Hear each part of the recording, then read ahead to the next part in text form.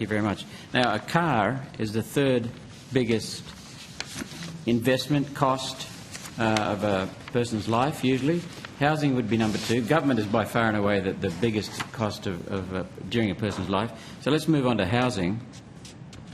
A house. Are you doing any work on the property market in terms of land development? Some developers are acting like a cartel and keeping land locked away in the middle of a housing crisis, waiting for the demand to get even bigger to raise their price. What are you doing in this space? So our exposure will either arise in mergers, and we did review, or was voluntarily notified to us, a merger in terms of the function of master plan planned communities. So it was an acquisition that brought together assets of Lendlease was selling some assets which went to Superline.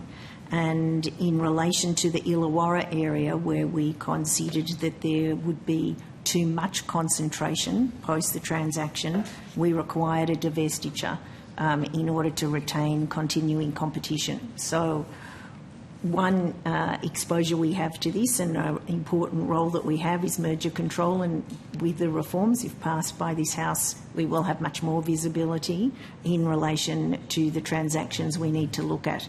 If there were to be, if we were to become aware of cartel conduct or reports of anti-competitive conduct, that would absolutely be within our enforcement remit against anti-competitive conduct.